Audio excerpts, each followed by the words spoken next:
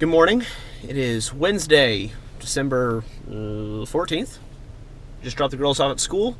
Today is the long day, so we'll see how it goes. I'm starting off tired this morning, which isn't a good sign, and there's no caffeine in my office.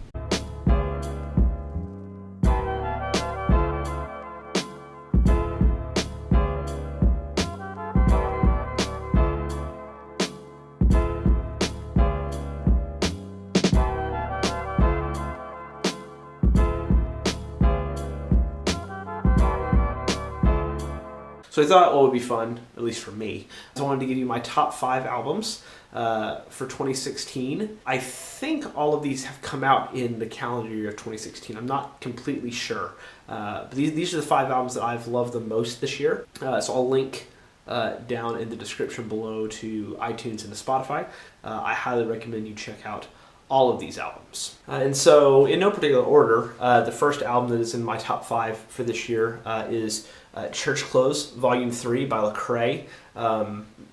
Most people know who Lecrae is now. He's a Christian rapper who kind of has broken mainstream. He's been on Jimmy Fallon a couple of times, and but Church Clothes 3 is his third mixtape. It came out back in January, and it is great. If you like hip hop, and if you like Christian hip hop, if you like clean hip hop, but even if you just like hip hop in general, strongly recommend you check out Church Clothes 3. In particular, the song Misconceptions Part 3 is fire. So check that out. It'll do you good. My next top album for the year is the 10th album by one of my favorite bands of all time, which is Switchfoot.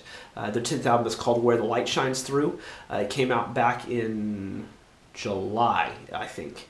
But I've been following Switchfoot since like 2003, so I love them. John Foreman just writes some of the best songs out there right now. But their album hit just right at that right time where just with a lot of the unrest that was happening, it came out shortly after the Dallas police shootings, some of the other shootings that happened over the summer.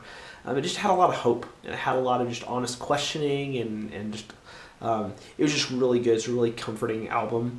I can't even tell you what song would be my favorite off it. I just say go and listen to it. My next album will be probably a little, I don't know if different is the right word. It's a band called Explosions in the Sky. And their new album, The Wilderness, is fantastic. It came out this year, and it's great. It's very different from a lot of their other stuff, and just I really love it. And it's great to like study to, or if you just want music on in the background. It's awesome. Strongly recommend you check out The Wilderness by Explosions in the Sky. Number 4, or my 4th favorite album of the year, is in a similar vein. There's a game on iOS. It may be on Android too. I'm not totally sure. But on iOS, there's a game called Monument Valley. It's a fun game. I've played it. It's pretty good. But it has a great soundtrack to it.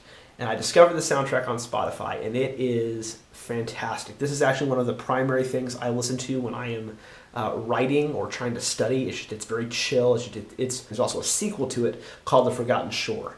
So check those out. Again, links will be down in the description. And then lastly, number 5, and this one actually may be like my favorite from the year, but it's The Narrative by Sho Baraka. Again, it's a hip-hop album. Kind of came out of that whole Reach Records Christian hip-hop thing. But he's switched labels. He's on the Humble Beast label now. So again, like you like good hip hop, you like clean hip hop, or you just like hip hop in general, strongly suggest you check out The Narrative. It's a weird. It's not your typical kind of hip hop, and I don't know enough about the hip hop stylings of music to tell you exactly what it is, but it's different, and it's kind of like, I don't know if it's jazzy or what, but it's just really good. And a lot of the lyrics have been birthed out the last couple of years, just with racial strife and all these kinds of things. It's a great perspective, a lot of truth, and the guy can just rap. He can just flat out rap. So strongly recommend you check out The Narrative by Sho Baraka. So anyway, music has been kind of one of the things that's got me through. The beginning of 2016 was kind of hard for our family, and so music has definitely kind of carried me through and given me hope and encouragement over the last year or so. So hopefully these are some new albums for you. You can check out over the holiday break. But would definitely recommend all 5 of them to just about anybody. Probably wouldn't recommend the hip-hop albums to my grandparents, just because they don't like hip-hop. But they're all great albums. can't say enough strong things. So definitely check out the descriptions below, the links below to the albums. And let me know down in the comments, what was your top 5 albums or top 5 movies or top 5 books that you that really kind of spoke to you or encouraged you or helped you get through this year.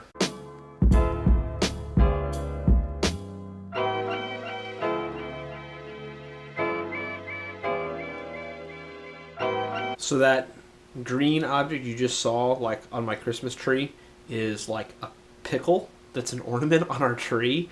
Apparently, I think it's a German tradition that they have like a green pickle ornament that the parents will hide on the Christmas tree, like on Christmas Eve after the kids go to bed.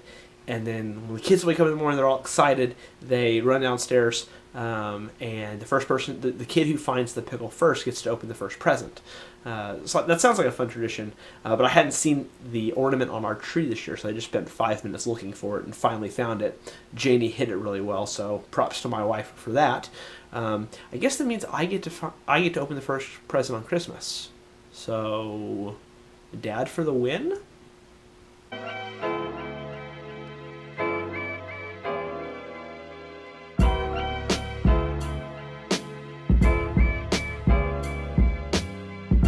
Now, before you freak out about seeing my kids like looking at screens and playing games on an iPhone and an iPad, I just want you to know, like, we monitor our kids' screen time. They don't get a ton of it, but we let them play some games because they're fun. It teaches them stuff. So, calm down. I'm not a bad parent, okay? But I will tell you that it is interesting. They're both sitting there on the couch. One of them's playing on the iPad, one of them's playing on the iPhone. They're playing the exact same game and watching each other play while playing their own game. That is the equivalent of teenagers sitting on a couch next to each other and texting one another. It's already starting in my house. I'm really not ready for another girl in this house.